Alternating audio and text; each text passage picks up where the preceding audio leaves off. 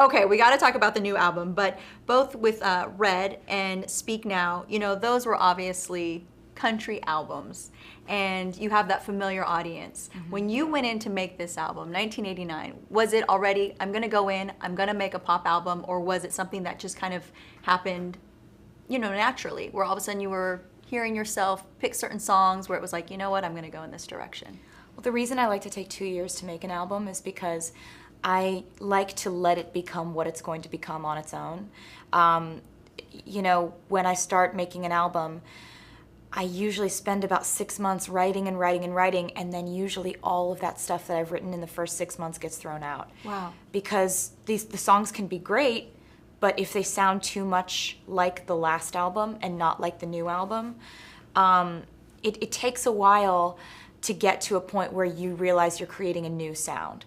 And so for this one, I had a feeling that it would end up being a pop album, but I didn't know if I would be inspired, you know, to make it more acoustic, or inspired to, you know, make it a country album again. I had no idea the way it was going to go, but in the end, it ended up being completely sonically cohesive. It's got its own sound. It is a pop album. I wanted to be very honest about that, and it was really just an artistic decision, and I just have to follow those artistic impulses. So it did happen organically. It was one. Okay, that's amazing. Because, you know, you've had crossover hits. You've had songs, like I said, that you've done, even though they were country albums, they had hits on there that just ended up, you know, working for both genres. My goal with this album from the beginning was to make an album that had its own sound, that was very signature to that album. So in my previous albums, you'll have, I mean, on Red, like, you would be hearing mandolin on one song, and then you'd hear dubstep bass drops on the next song. And, you know, I liked kind of how it was a very diverse sounding album, but with this one I wanted to really make an album that sounded cohesive. Right. So this really came together well, and I think it accomplished that goal. Yeah, I think so too. Let's talk about the first single, Shake It Off. Let me ask you, who are you more, when you said, okay, I'm going into the pop arena, were you afraid, first of all, because, you know, people look at Taylor Swift and it's like the country world just loves you so much. So were you more afraid of what the fans would think, what the critics would think, what the competition would think, or the community would think? Did you have any of those anxieties? Honestly, going into this album for the first time, I didn't necessarily worry about what anyone would think. Because I think at the end of the day, what fans want is for your music to be good. Yep. What critics want is for your music to be good. What competition is afraid of is if your music's good. It doesn't matter necessarily how you define it, what category it falls under. The only thing people necessarily need is quality. Yep, that brings me to my next question, because I love in the song, and you say, the hater's gonna hate, hate, hate, which makes me realize how comfortable you are with understanding that you cannot please everybody. Yeah, I mean, that's something I've learned in the last couple of years. It's been the most liberating lesson to learn. And honestly, having written songs about this issue before, I've written songs about feeling humiliated or critiqued or made fun of, but it's before now, I think the best example of that would be a song I wrote called Mean a couple of years ago. And it was kind of from that victimized perspective of, why are you doing this to me? Why are you treating me this way? And fast forward a few years later, and the way that I handle humiliation and criticism is much different. Because Shake It Off is in no way, shape, or form victimized, and it's kind of like celebrating the fact that people pick on you. It's empowerment. Yeah. It's like, okay, you're gonna say what you're gonna say, but I'm still gonna do what I'm gonna do. Yeah, and I'm gonna, you know, if you wanna say things and make fun of me for being myself, which is all I'm doing, fine, I'll just be myself more. See how you like that. Take that. Now, one thing, it just parallels so perfectly. You just landed on the cover of Vogue, and you said you're so happy, and I'm kind of paraphrasing here, why would you date? You're happy being single. And this album is not boy-centric how we're so used to. It's more you celebrating just your independence. Absolutely. I think when you've been through a few things in your life and you begin to value your happiness, when you've gone through times where you have been stressed out, or, you know, life was more drama-filled, when you're in a phase where you're happy and you're on your own and you're free and you're independent, you kind of protect that happiness more. When you've been through heartache and you get to a place where you're like, I feel okay. I was like, I'm This is good. great. Oh, I'm really good. Let me just stay right here. I think I'm just gonna keep this going. Yeah. And it's interesting how people will say to you when you tell them that you're happy on your own, the first thing they say is, "Oh, don't worry, you'll find someone." Right. You're like, "No, you don't understand. I'm good." "Oh, but don't worry, he's right around the corner." It's like, no, They don't that is understand so the learning experience. Completely the opposite of the point. Right. And everybody just has good intentions, and they think that in order to be happy, you have to have someone else complete you. But in certain circumstances, when your life completes itself, I think it's important to really explore that and then embrace it. Yeah. And you have to go, I think it's relationships too that help us figure out who we are. You're like, okay, that's what I don't want. And when you go through heartache, you start to figure out really who you are. So when you get to that happy place, you're like, okay, now I know how to move forward. Absolutely. And I think it's also important in your 20s not to use other relationships as a Band-Aid for if one doesn't work. And I think people say all the time, you need to spend some time to yourself and figure out who you are. And I never really understood it until it happened to me. And I woke up one day and I just realized I'm in New York because I want to be in New York. I cut my hair short because I wanted to. I made a pop album because I wanted to. There was absolutely no one else influencing me, and that was something I was very proud of. Speaking of, there is a single on your album called "Welcome to New York." Can I just tell you, when it first started, I got the goosebumps up and down my legs. It made me want to jump on a plane and land in New York. Really? It's an anthem. Oh my Taylor, God. it's an anthem. That is so sweet. It reminded me of when Alicia Keys and Jay-Z did New York, but it's like that same empowering, you just get so excited. I mean, people are going to lose their minds over this one. Oh my God, I'm so happy to hear you say that. It is really, really fun to land in New York and to be flying over the city skyline and have that song playing. But I already saw commercials to it. I saw TV shows using Really? it. Yeah, it's one of those where you nailed it. Thank you. And it feels really good, and the energy on it's really good, and your voice is so strong on it, and yeah. One thing I really wanted to do with this album was match the emotion to the sound of the song. So that song is a song I wrote about the endless hopefulness and endless possibilities that New York seems to present, and this bright, wide-eyed optimism with which I entered that phase of my life. And so the song sounds exactly like that. Yeah, it's really great. Okay, I want to talk to you about a couple of songs. There is a great one on there, Blank Space, and I love when you say, "I can make the bad boys good for a weekend, and I'm a nightmare dressed like a daydream." Yeah. That song was actually a song that I started out writing as a joke, because I had been watching this kind of fictionalized media portrayal of my personal life. Right.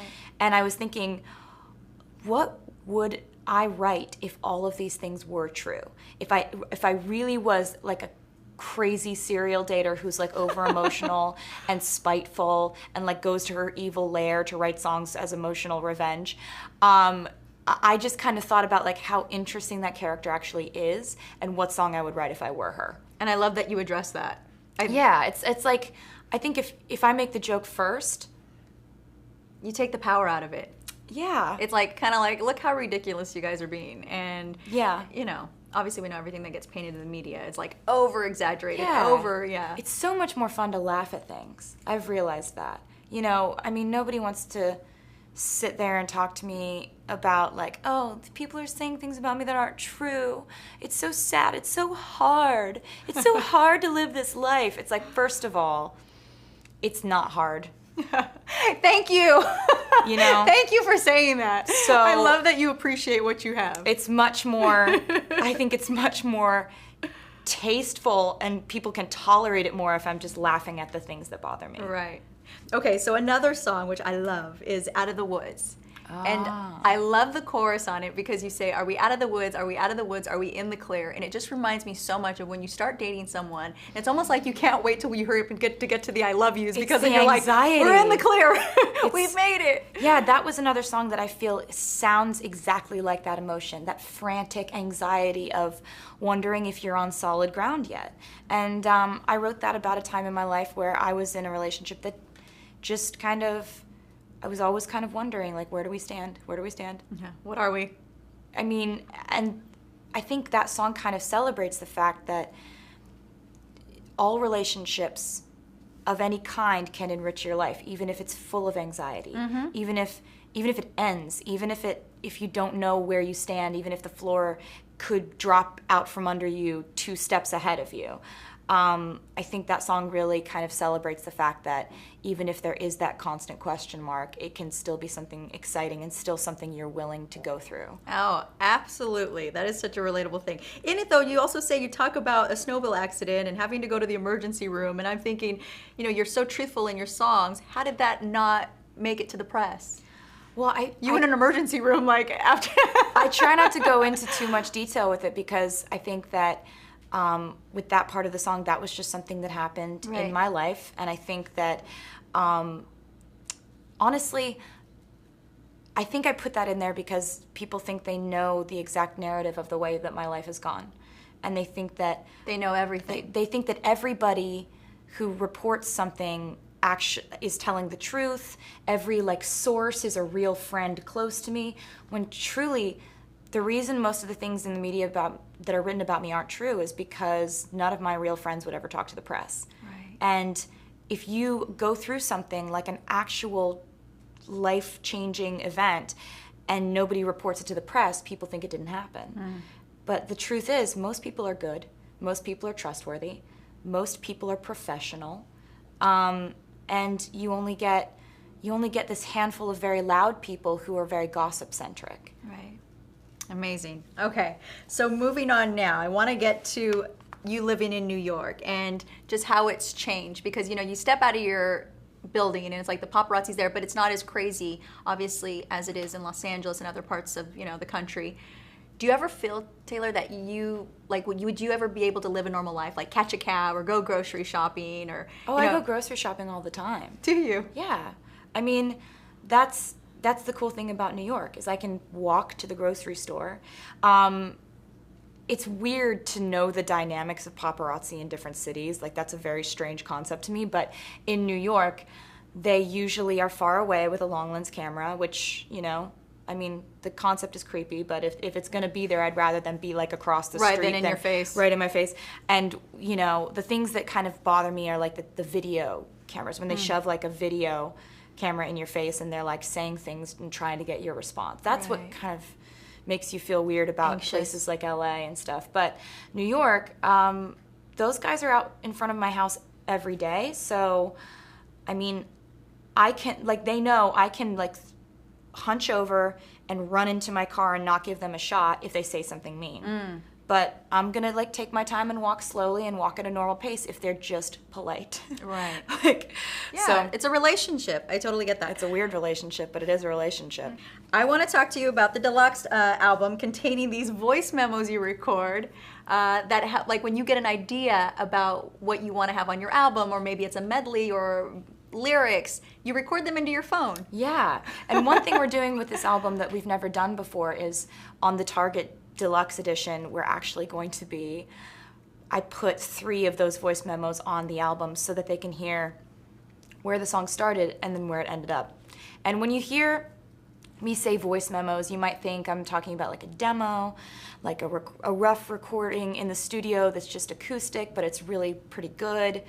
No. That's not what we're talking about. Is this you waking up in the middle of the night being like, yes. Okay. Yeah. I mean, and one of them is just an email that I sent to Ryan Tedder with a recording of me sitting at my piano telling him what I wanted this song to be about, and then, mumbling a verse melody and kind of just babbling on afterward about what I think the song should be about. And I think it's important for people who are curious about the songwriting process to hear the different ways you can go about it. One of the voice memos is a track that Jack Antonoff sent me, and I sent it back within 30 minutes with the full song sung over it. Wow. But these are not professional recordings. This is into my phone. So I love it. It's pretty rough, but I think it's educational. Yeah. Well, it's nice to see how things are birthed, It's like seeing an artist when they're inspired. You hear a lot of artists and they'll sit down, they'll know the melody and they're going, no, no, no, no, no, but they don't know the lyrics yet. Yeah. So when do you feel like you get the most creative, or when you feel inspired? Like, does it happen when you're like when you wake up in the morning or when you're in the shower or? Honestly, if I really think about it, the times I'm most inspired are when I have pressure on me to think of something. Because it makes me go into this hyper-analytical mode of what I actually have been feeling lately. Wow. And really think about it and think about what that emotion is, what it would sound like. So if I have a writing session coming up with Ryan Tedder or Imogen Heap or Max Martin, I'm not going to show up and be like, guys, so what do you guys want to write about? Right. You know, I'm going to show up with 5 to 10 different ideas and play through all of them and let them pick which ones they want to work on, or we decide together which ones we want to work on. But I want them to always feel like I showed up prepared, I'm pulling my weight, you know? So some of the fans submitted questions for you, we asked, and Hannah, who's at Redhead Swift, says, is it weird for you to hear your songs on the radio and be like, oh my God, that's my voice? No, it's fun. It's what I've always wanted. It's my favorite part of it. So when I do hear Shake It Off on the radio, it's just kind of like, yes. That's awesome. All right, Christina, who's at That's Swifty, says, when will the 1989 tour start, and can you give us any info about it? I don't think I can right now, but it's something I've been working on for months already, so I'm very excited about it. Awesome. Okay. And then at Gracious Swift says, if I met you, could we have a photo shoot because it's very stressful deciding between a hugging picture or a cute and funny one? Oh my gosh. I mean, yeah, it's interesting. We've been doing these secret sessions, these 1989 listening sessions for fans. I've heard, and you're holding them at your house. Yeah. What made you decide to hold them at your house, Taylor? Just because it sounds weird to say, but my fans are the reasons why I have a house. Like, it just made sense. And also I think it's practicing trusting people, and when you give them that trust and you allow them into your life, it's honestly usually they show that trust and that respect back. Right. And it's just more fun to have people over. It's more like a party rather than like we will all meet in a hotel banquet hall, in a conference room. And I think it's much more fun when it's more like homespun. Well, it makes me realize when you tell your friends you love them, you truly do. Obviously, letting them into your home is really awesome. Yeah, and we pick what we want to do for the photos at those things, like just kind of spur of the moment, or some of them have poses they want to do. And the ones that are always my favorites are the funny ones, are like the hilarious pictures where they're like holding up my Grammy and like pretending like it's whispering in their ear. And then finally, this is one of my favorites. At Tay Swift Song wants to know, can you write a cookbook, please? Because I guess they heard about your baking at your home get-togethers. I don't think right now. Maybe later on in life. Maybe later on in life when I have enough recipes and tricks and things to fill a book. But that is really sweet.